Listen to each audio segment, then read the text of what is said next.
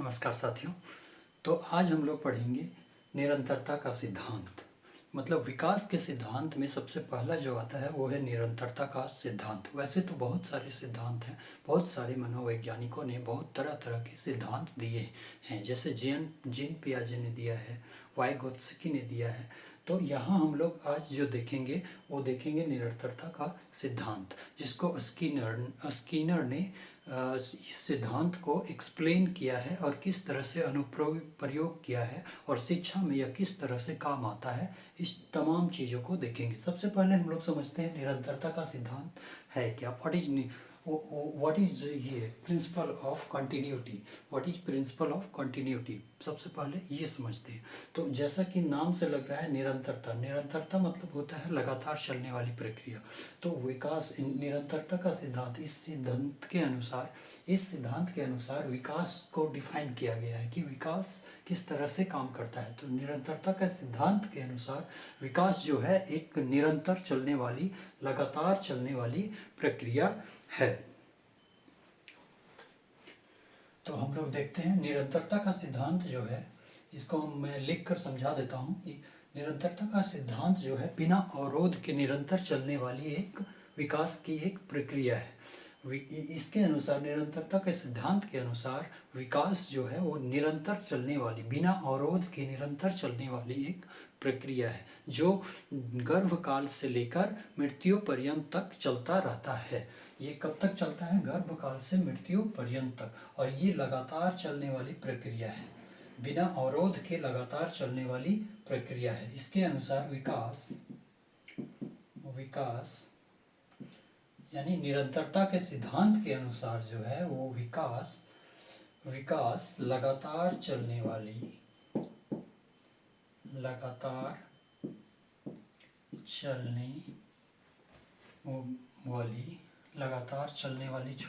बिना अवरोध के लिखे थे। विकास बिना अवरोध के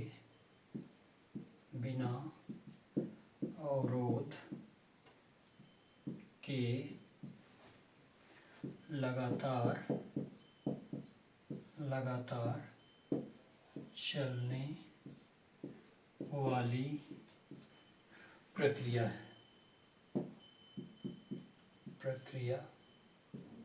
है। तो ये बिना अवरोध के लगातार निरंतर चलते रहती है। किसके अनुसार?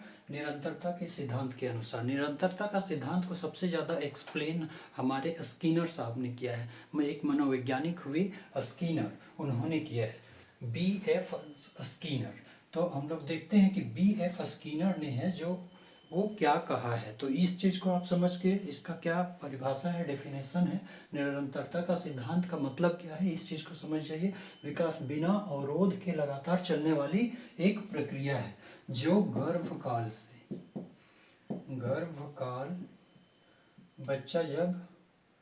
बच्चा का जब शुरुआत होता है, यानी गर्भकालीन अवस्था से लेकर, गर्भकाल से लेकर मृत्यु पर्यंत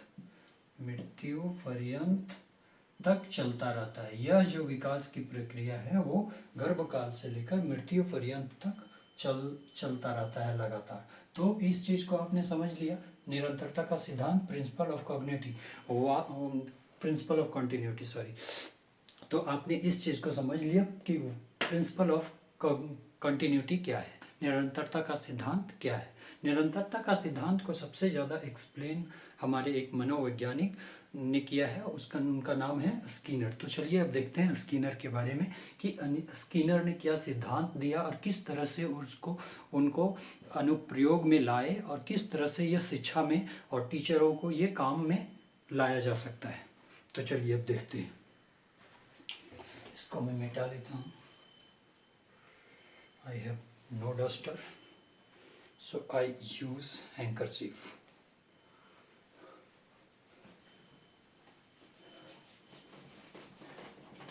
निरंतरता का सिद्धांत लगातार चलने वाली एक प्रक्रिया है, बिना अवरोध की, जो कभी रुकती नहीं है। गर्भकाल से लेकर मृत्यु पर्यंत तक लगातार चलते रहती है। तो इस चीज़ को आपने अभी समझ लिया। अब देखते हैं स्कीनर, B.F. स्कीनर, एक हमारे बहुत ही महान वैज्ञानिक हुए B.F. स्कीनर। कौन है? B.F. Skinner. V.F. Skinner, B.F. Skinner, B.F. Skinner. तो B.F. स्कीनर ने ये सिद्धांत दिया। B.F. स्कीनर के अनुसार B.F. Skinner, B.F. का फुल फॉर्म है ब्रहस फ्रेडरिक स्कीनर। ब्रहस फ्रेडरिक स्कीनर जो एक अमेरिकन साइकोलॉजिस्ट थे, एक अमेरिकन साइकोलॉजिस्ट थे B.F. स्कीनर। तो इन्होंने क्या कहा इस सिद्धांत को, उनके अनुसार क्या कहा इस सिद्धांत के अनुसार व्यवहार का परिणाम उसके पुनरावृत्ति की संभावना को प्रभावित करता है।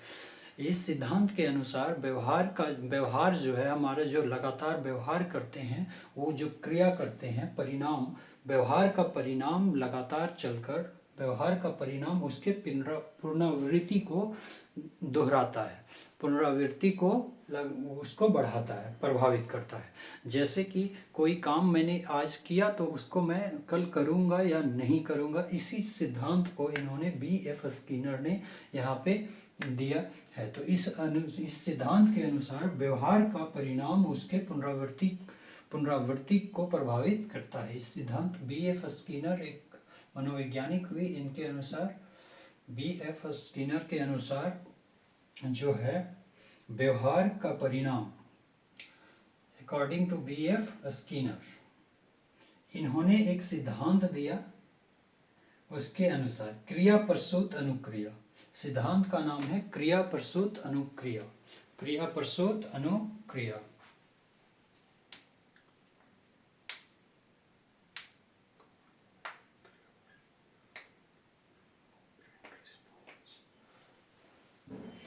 देखते हैं इसके सिद्धांत को। पहले इन्होंने जो सिद्धांत दिया वो है क्रिया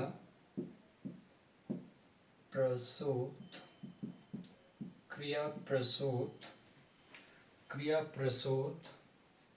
अनुक्रिया, ऑपरेंट रिस्पॉन्स, क्रिया प्रसूत अनुक्रिया, जिसको इंग्लिश में कहेंगे operant response, operant response, operant response, operant response, क्रिया प्रसूत अनुक्रिया।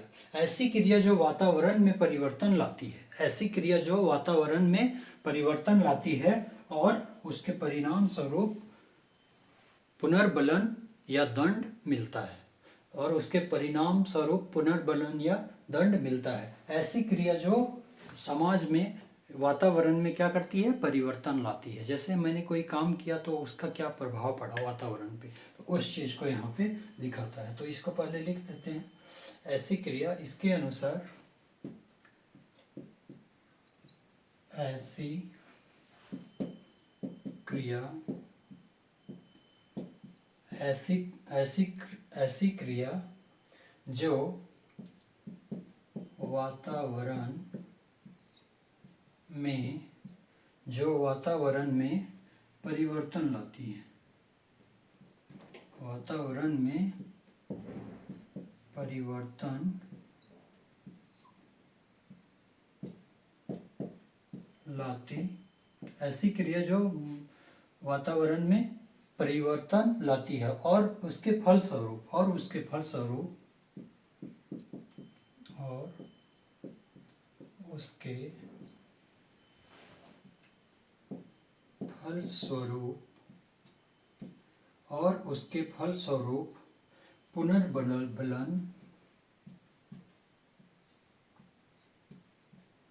पुनर्बलन और उसके फलस्वरूप पुनर्बलन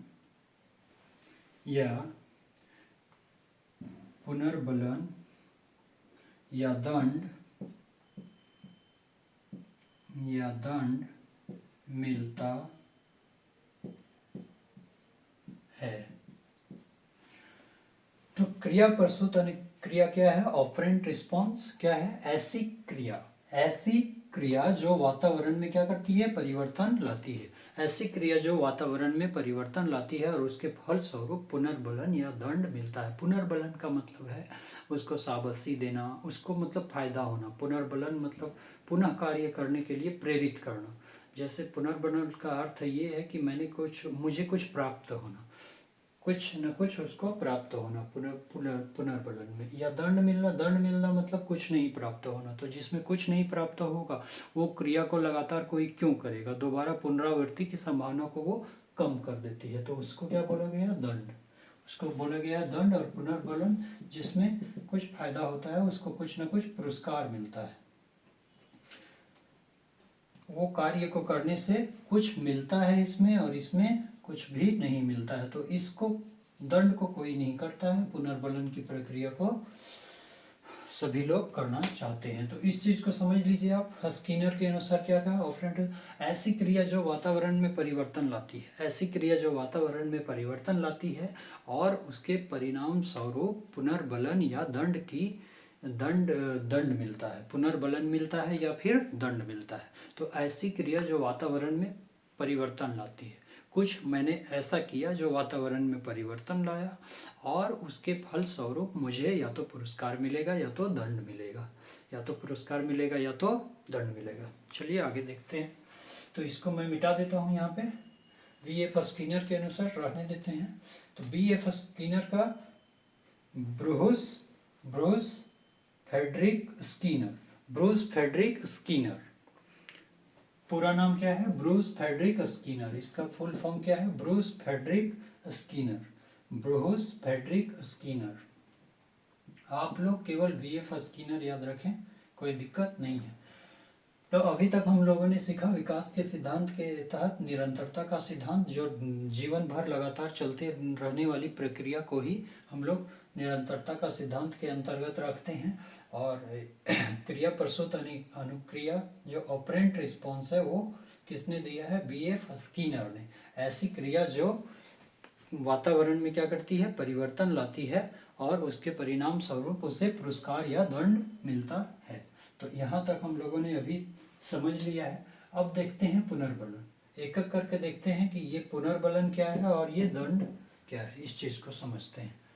पहले मैं इसको मिटा देता हूँ।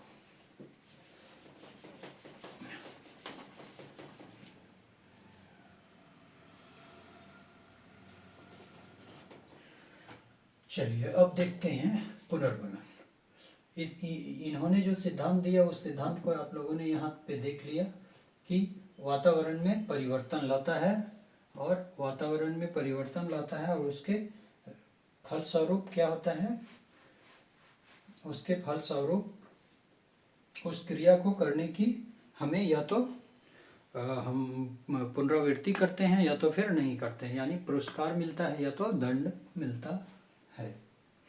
अब देखते हैं पुनर्बलन।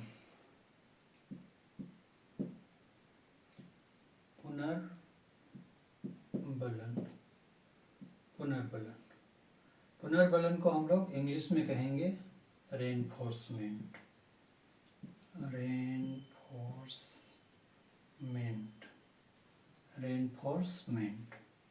पुनर्बलन या रेनफोर्समेंट, कोई ऐसी घटना जो व्यवहार की पुनरावृत्ति को बढ़ा देती है। रेनफोर्समेंट क्या करती है, व्यवहार की पुनरावृत्ति को बढ़ा देती है। कोई ऐसी घटना जो, इसमें क्या होता है, कोई ऐसी घटना जो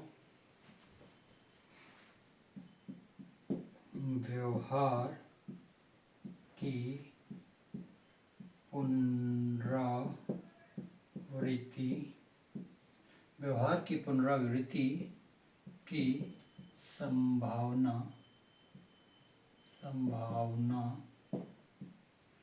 को बढ़ा देती है। ये क्या करता है पुनर्बलन, रेनफोर्समेंट, कोई ऐसी घटना, कोई ऐसा कार्य जो हम लोग करते हैं और उसको करने की पुनरावृत्ति को बढ़ा देता है, उसको हम लोग लगातार करने लगते हैं, तो उसको हम लोग कहेंगे पुनर्बलन।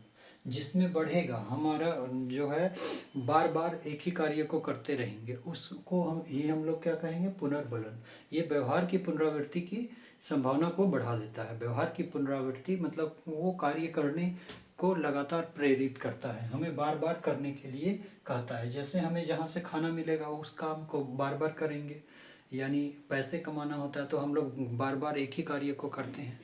तो जहाँ से, जैसे मान के चलिए कोई पेड़ से पैसे गिरेंगे हिलाने पे, तो हम लोग बार बार हिलाने लगेंगे और पैसे आने लगेंगे हमारे पास।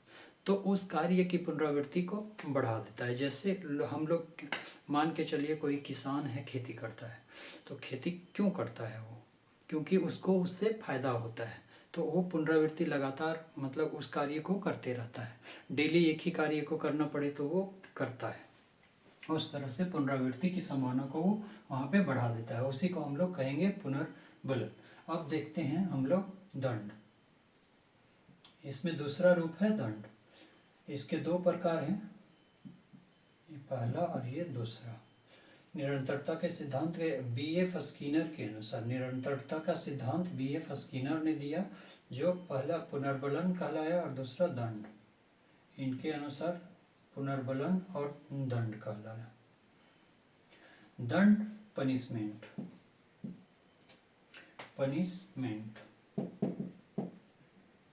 पनिशमेंट। दंड यानी पनिशमेंट, दंड यानी पनिशमेंट। तो पनिशमेंट हमें कब मिलेगा, जब कोई चीज़ हमें प्राप्त नहीं होगा। जैसे मैंने कोई कार्य किया और उससे कोई भी चीज़ मुझे प्राप्त नहीं हुआ, तो ये क्या है, दंड है। तो हम फिर उस कार्य को क्यों करेंगे। तो ये क्या करता है, कोई ऐसी घटना जो पुनरावृत्ति के, व्यवहार की पुनरावृत्ति को कम कर देता है, संभावना को क्या करता है, कम कर देता है। कोई ऐसी घटना जो व्यवहार की पुनरावृत्ति की संभावना को कम कर देता है, उसे ही हम लोग क्या कहेंगे, दंड कहेंगे। तो इसमें हम लोग लिख सकते हैं, कोई ऐसी घटना जो व्यवहार की पुनरावृत्ति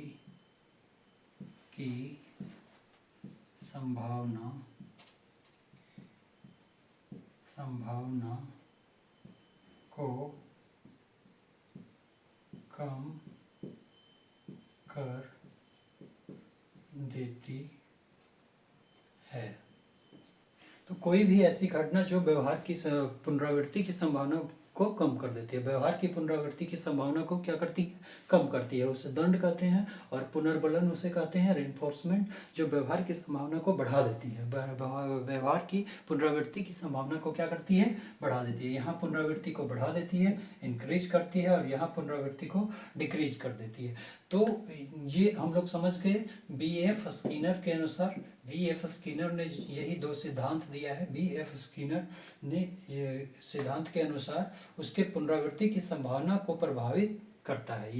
यह जो इसका सिद्धांत जो है वो पुनरावृत्ति की संभावना को क्या करता है, प्रभावित करता है। उसके परिणाम स्वरूप पुनर्बलन या दंड मिलता है। इसी के परिणाम स्वरूप पुनर्बलन या दंड मिलता है। तो इस चीज़ को हम लोग यहाँ तक अब समझ चुके हैं।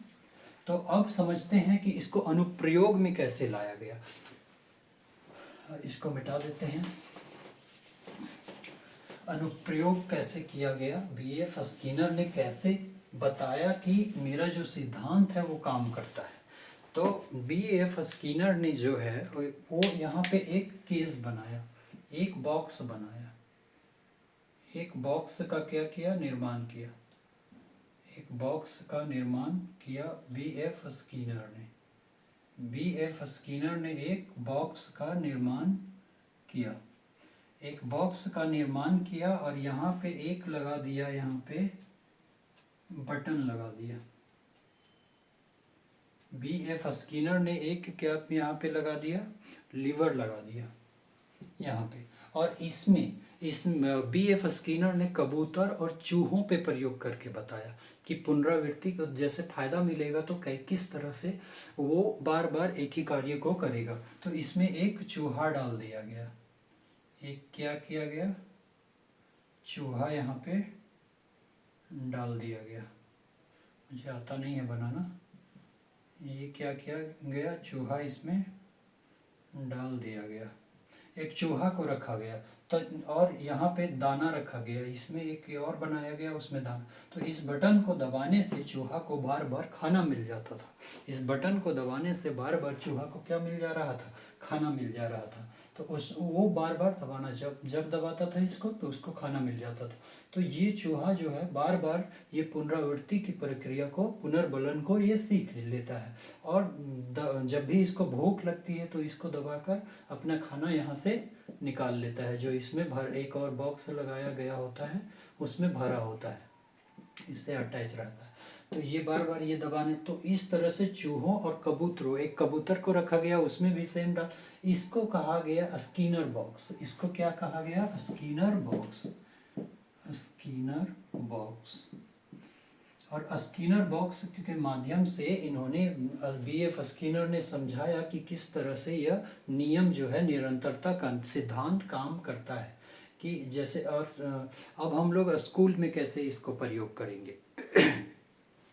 टीचर है, जैसे कोई बच्चा कुछ होमवर्क करके आया कोई, और तो उसको हम लोग शाबाशी जब तक नहीं देंगे, पुरस्कृत नहीं करेंगे, तब तक उसमें ये भावना जागेगी ही नहीं कि वो काम को हमें दोबारा करनी है। तो जब हम बच्चे को शाबाशी देते हैं या फिर उसको पुरस्कृत करते हैं, कोई जैसे खेल में कंपटीशन में भाग लिया और वो जीत गया, और उसको हम लोग अगर उसको पुरस्कृत नहीं करेंगे, प्राइज़ नहीं देंगे तो वो क्या, उसका मनोबल क्या हो जाएगा, कम हो जाएगा, टूट जाएगा। इसीलिए हम लोग पुरस्कृत करके इस पुनरावृत्ति की प्रक्रिया को, निरंतरता को हम लोग बढ़ा सकते हैं।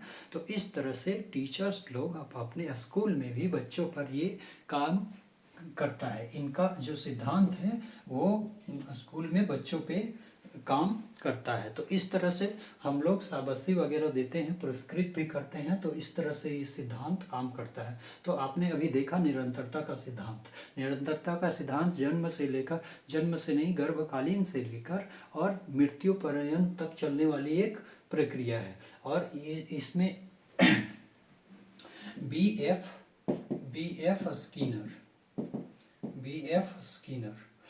एफ स्किनर का सिद्धांत में हम लोगों ने दो चीज़ देखा। हम लोगों ने सबसे पहले देखा पुनर्बलन। सबसे पहले क्या देखा, रेनफोर्समेंट और दंड। पुनर्बलन और दंड। पुनर्बलन यानी रेनफोर्समेंट और दंड। दूसरा दंड यानी पनिशमेंट। तो ये दोनों सिद्धांत है। तो पुनर्बलन का सिद्धांत जो है वो ज़्यादा काम करता है। दंड वाला सिद्धांत हम लोग नहीं अपनाते हैं। कोई भी मनुष्य दंड वाला सिद्धांत नहीं अपनाता है, क्योंकि किसी को अगर लगातार उसको असफलता मिलेगा तो उस कार्य को क्यों ही करेगा वो। तो इस तरह से दंड जो है वो पुनरावृत्ति को नहीं दोहराता है, और पुनर्बलन पुनरावृत्ति को लगातार दोहराता है। तो इस तरह से अभी हम लोग यहीं पे ख़त्म करते हैं और मिलेंगे कल पुनः दूसरे। निरंतरता का सिद्धांत यहाँ पे हो गया। अब किसी और सिद्धांत के साथ हम लोग मिलेंगे कल। विकास के विभिन्न गति का सिद्धांत भी है, तो उसको भी अभी देखते हैं।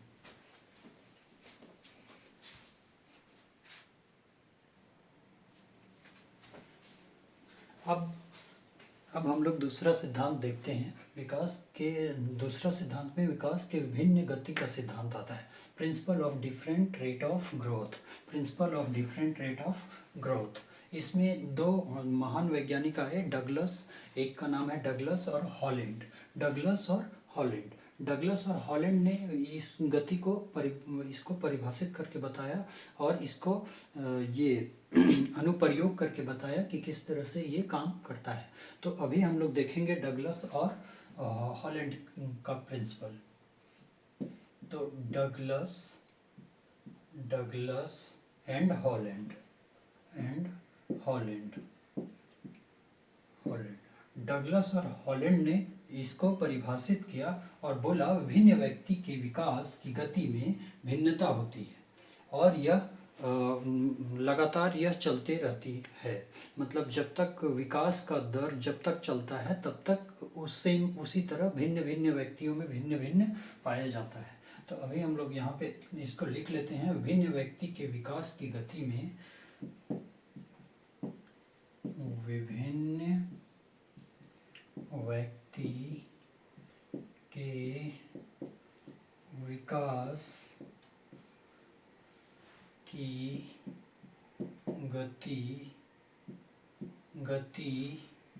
में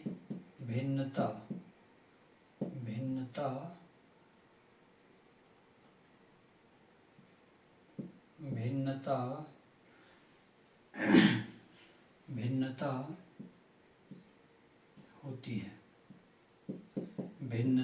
होती है।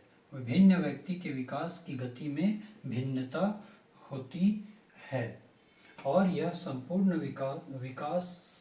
विकास संपूर्ण काल में बनी रहती है।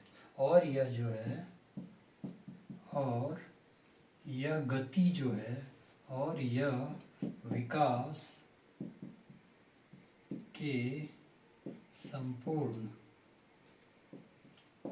के संपूर्ण काल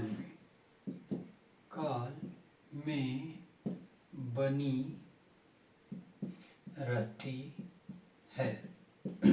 तो डगलस और हॉलैंड ने इसे परिभाषित किया, इस सिद्धांत को दिया, विकास के विभिन्न गति का सिद्धांत, principle of different rate of growth. तो इसको बताया डगलस और हॉलैंड ने बताया कि विभिन्न व्यक्ति के विकास की गति की भिन्नता, गति में क्या होती है, भिन्नता होती है कि कोई व्यक्ति ज़्यादा ग्रोथ करता है तो कोई व्यक्ति कम ग्रोथ करता है, और यह विकास के संपूर्ण काल में बनी रहती है। और जब तक व्यक्ति विकास करता है वो संपूर्ण काल में यह बनी रहती है। तो इसको अभी हम लोगों ने देखा, तो इसमें और कुछ है नहीं, याद रखना है हॉलैंड और डगलस को याद रखना है इसमें, और इसकी परिभाषा को याद रखना है। तो इसकी परिभाषा क्या है, विभिन्न व्यक्ति में विभिन्न तरीके से ग्रोथ होता है। कोई छोटा व्यक्ति है तो जैसे शुरुआत में जिसका ग्रोथ ज़्यादा होता है वो बड़ा होने पे भी मतलब वो अधिक ग्रोथ करता रहता है, वो जीवन भर अधिक ग्रोथ करता है। शुरुआती दौर में जब बच्चा में विकास की गति तेज रहती है तो उसका जीवन काल भर गति तेज रहती है, और बचपन में जिसका गति कम हो जाता है उसका पूरा जीवन काल उसका गति कम होता है। जैसे कोई बच्चा ज़्यादा तेज़ी से बढ़ता है, ग्रोथ करता है, तेज़ी से ग्रोथ होता है कोई बच्चा का, तो वो बड़ा होकर भी उसका गति बना रहता है, और वो वयस्क होने पे किशोरावस्था में जाने के बाद भी उसका गति ज़्यादा तेज़ी से बना रहता है। और जो बचपन में मतलब ये बाल्यावस्था में कम ग्रोथ करता है वो किशोरावस्था में भी जाके कम ही ग्रोथ करता है। तो इसका यही सिद्धांत है कि विभिन्न व्यक्ति के विकास की गति में भिन्नता पाई जाती है, और ये जिंदगी भर बनी रहती है। अब हम देखते हैं विकास का क्रम सिद्धांत। 3rd नंबर में है विकास का क्रम सिद्धांत। विकास का क्रम सिद्धांत। विकास का क्रम सिद्धांत, विकास का यहाँ पे हम लोग देखेंगे विकास का क्रम सिद्धांत, principle of developmental sequence. Principle of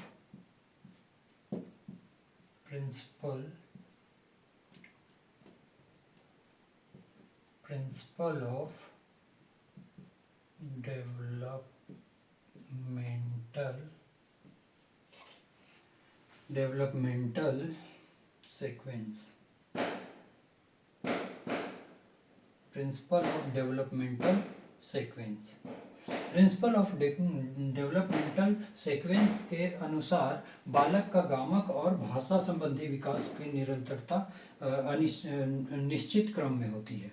जैसे ये इसके अनुसार, इस सिद्धांत के अनुसार बालक का गामक इस विकास का क्रम सिद्धांत के अनुसार बालक का गामक और भाषा संबंधी विकास जो होता है वो एक निश्चित क्रम में होता है, एक निश्चित सीक्वेंस में होता है। तो अभी हम लोग इसको देखेंगे। इसके अनुसार अकॉर्डिंग टू दिस विकास का प्रिंसिपल ऑफ डेवलपमेंटल सीक्वेंस के अनुसार क्या होता है, बालक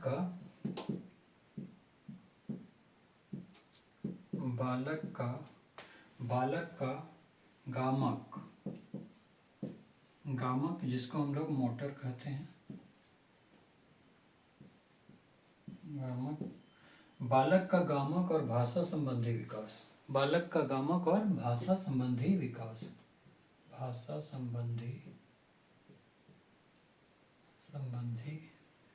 विकास, बालक का गामक और भाषा संबंधी विकास जो होता है वो एक निश्चित क्रम में होता है। विकास एक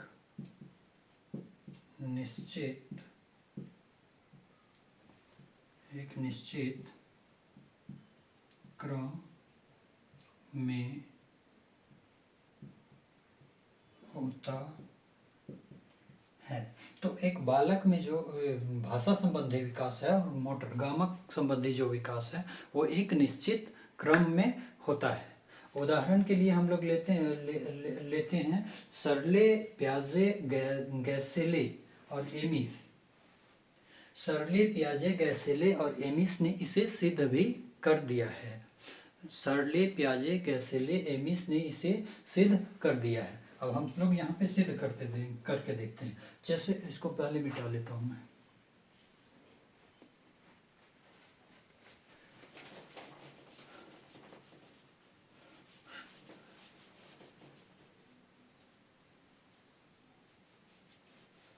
इसको भी मिटा देता हूँ, इसको तो आपने समझ लिया।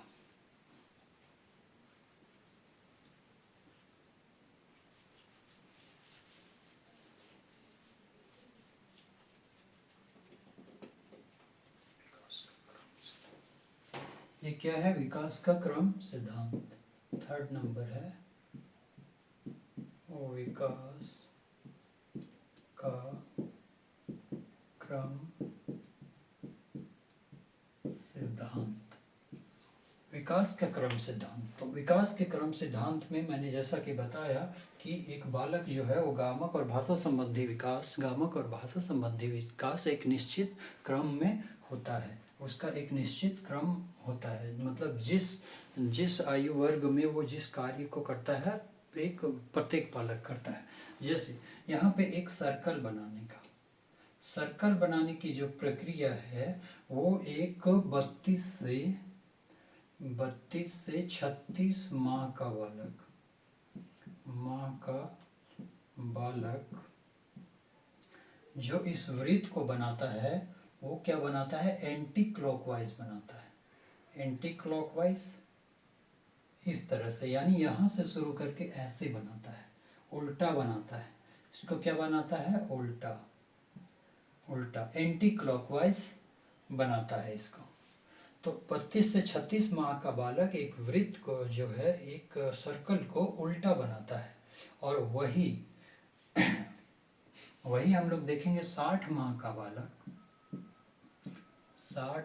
बालक इसी वृत्त को ये सीधा बनाने लगता है, यानी क्लॉकवाइज बनाना शुरू कर देता है, क्लॉकवाइज बनाने लगता है।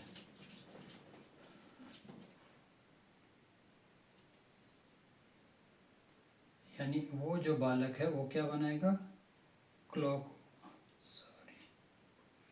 क्लॉकवाइज ऐसे बनाना शुरू करेगा, यानी यहाँ से जो लगाएगा इससे बनाएगा, क्लॉकवाइज बनाने लगता है। तो ये हो गया सीधा बनाता है। और तीसरा बालक जो है वो 72 माह का 72 माह का बालक फिर से उल्टा बनाता है, फिर से क्या बनाएगा? उल्टा बनाएगा। तो इस तरह से हम लोग देखेंगे। इसी तरह से जन्म के समय केवल एक बच्चा जो है वो जन्म के समय केवल रोना जानता है। जन्म के समय केवल क्या करता है? रोना जानता है। 3 माह में गले से विभिन्न तरह का आवाज़ निकालने लगता है। जन्म के समय इसी तरह से इसी सिद्धांत के तहत हम लोग क्या कह सकते हैं कि जन्म के समय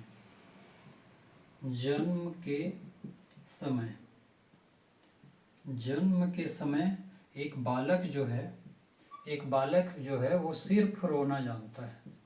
जन्म के समय एक बालक सिर्फ रोना जानता है। जब वह 3 माह का हो जाता है, 3 माह में वह क्या करने लगता है, 3 माह में गले से एक विशिष्ट तरह का आवाज निकालना शुरू कर देता है। 3 माह में एक बालक गले से एक विशिष्ट तरह का आवाज निकालना शुरू कर देता है। एक विशिष्ट तरह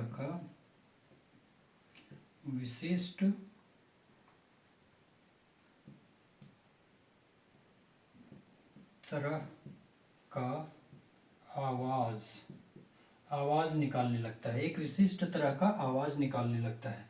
उसके बाद 6 माह में वह बालक आनंद की ध्वनि निकालता है। 6 माह में क्या निकालेगा, आनंद की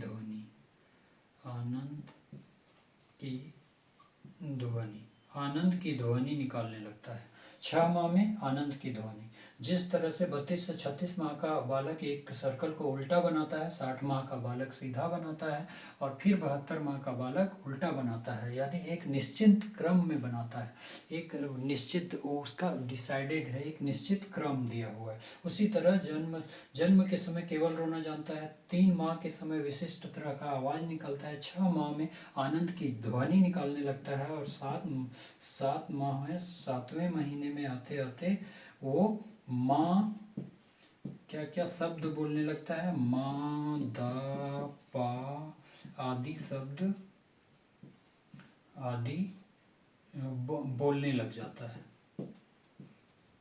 बोलने लगता है।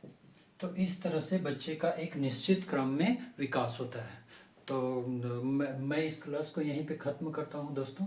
आपने आज 3 सिद्धांत को, विकास का क्रम सिद्धांत को समझ गया कि एक निश्चित एक क्रम जो है वो एक निश्चित रूप से चलता है, और एक निश्चित ही उसमें क्या परिवर्तन देखने को मिलता है, एक निश्चित अवस्था में एक निश्चित परिवर्तन देखने को मिलता है। तो अभी 3 सिद्धांत हम लोगों ने समझ लिया। आज का क्लास यहीं तक रखते हैं, और मिलेंगे फिर नेक्स्ट क्लास में और विकास के सिद्धांत को लेकर। अभी तो 3 ही हुआ है, बहुत सारे विकास के सिद्धांत हैं, जीन पियाजे वगैरह का भी सिद्धांत है, वाइगोत्स्की का सिद्धांत है, वो सामाजिक सिद्धांत, और विकास की सारी सिद्धांत को हम लोग एक एक करके देखेंगे।